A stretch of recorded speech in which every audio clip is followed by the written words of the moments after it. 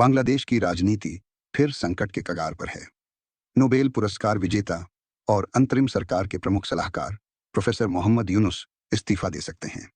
Professor Yunus की इस्तीफे की धमकी सेना प्रमुख जनरल वकर उज्जमान के साथ बढ़ते तनाव के रूप में देखा जा रहा है। यूनुस ने आरोप लगाया है कि उन्हें स्वतंत्र रूप से कार्य करने की अनुमति नहीं दी जा रही और उन्हें बंधक बनाया जा रहा है।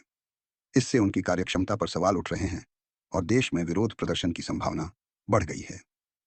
विशेषज्ञों का मानना है कि यूनुस का यह कदम सेना प्रमुख के खिलाफ राजनीतिक चाल के रूप में माना जा रहा है। इससे बांग्लादेश में संभावित राजनीतिक संकट और गहराने की आशंका है।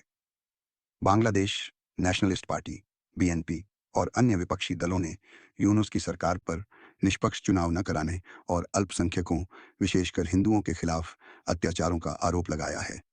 बीएनपी के महासचिव फखरुल इस्लाम ने कहा कि सरकार से यह उम्मीद की जाती है कि वह देश को सही दिशा में लेकर जाए, लेकिन कुछ अहम मुद्दों पर सरकार का रवैया पक्षपाती रहा है।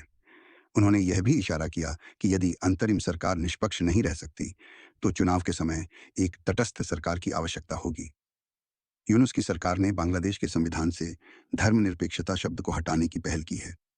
अटॉर्नी जनरल मोहम्मद असदुज्जमान ने कहा कि धर्मनिरपेक्षता बांग्लादेश में 90% मुस्लिम जनसंख्या के यथार्थ को नहीं दिखाती है।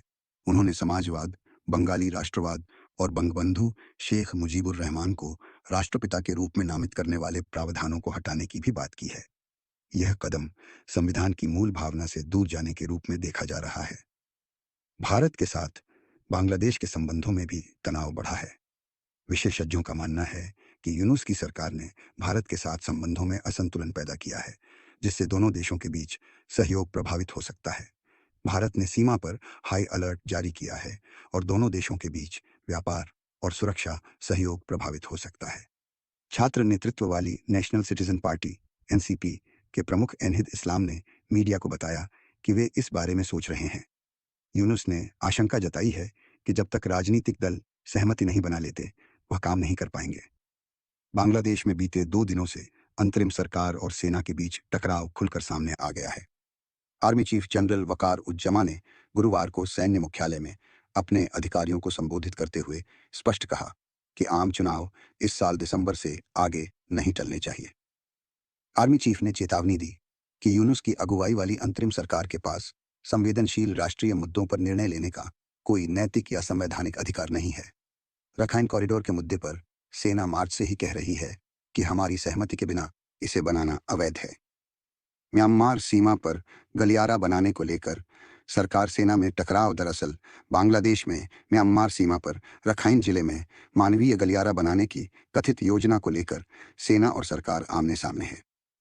बांग्लादेश के विदेश सलाहकार तौहीद हुसैन ने घोषणा की थी कि अंतरिम सरकार ने अमेरिका की तरफ से प्रस्तावित रखाइन कॉरिडोर पर सहमति व्यक्त कर दी है। जब यह बात सेना को पता चली तो उनकी तरफ से नाराजगी जताई गई। आर्मी चीफ वकार ने बुधवार को इसे खूनी कॉरिडोर बताया और अंतरिम सरकार को चेतावनी देते हुए कहा कि बांग्लादेश की सेना कभी भी किसी ऐसी गतिविधि में शामिल नहीं होगी जो संप्रभुता के लिए हानिकारक हो, न ही किसी को ऐसा करने की इजाजत दी जाएगी।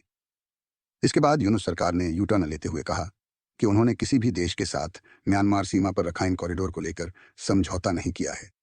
खालिदा जिया ने भी दिसंबर में चुनाव कराने की मांग दोहराई। पूर्व प्रधानमंत्री खालिदा जिया की बांग्लादेश नेशनलिस्ट पार्टी बीएनपी ने भी यूनुस पर दबाव बढ़ाते हुए दिसंबर में चुनाव कराने की मांग दोहराई है। पार्टी ने चेतावनी दी है कि अगर सरकार जल्द चुनावी रोड मैप तैयार कर इसकी सार्वजनिक घोषणा नहीं करती तो उनका सरकार के साथ सहयोग जारी रखना मुश्किल हो जाएगा। अंतरिम सरकार के प्रमुख यूनुस ने अब तक चुनावों को जनवरी से जून 2026 के बीच कराने की बात कही है। सेना इसे दिसंबर 2025 से आगे खींचने को लेकर नाराज है। इसके चलते आगे टकराव तेज हो सकते हैं। यूनुस के अलावा कट्टरपंथी जमात-ए-इस्लामी भी चुनाव टालने के पक्ष में है। बता दें कि शेख हसीना पिछले साल 5 अगस्त को देश छोड़कर भारत आ गई थीं। उनके खिलाफ देश भर में छात्र प्रदर्शन कर रहे थे। इस प्रोटेस्ट के 2 महीने बाद 5 अगस्त को उन्होंने प्रधानमंत्री पद से इस्तीफा दे दिया था। इसके बाद अंतरिम सरकार की स्थापना की गई। बांग्लादेश की राजनीतिक स्थिति वर्तमान में अत्यंत संवेदनशील है कि इस्तीफे की धमकी, विपक्षी दलों का विरोध, संविधान में बदलाव की पहल और भारत के साथ तनाव ने देश को एक गंभीर संकट में डाल दिया है। यदि स्थिति में सुधार नहीं होता है तो बांग्लादेश की लोकतांत्रिक प्रक्रिया और संविधान के लिए गंभीर खतरा उत्पन्न हो सकता है। देश की स्थिरता और विकास के लिए जरूरी है कि सभी पक्ष आपसी संवाद और समझदारी से काम करें।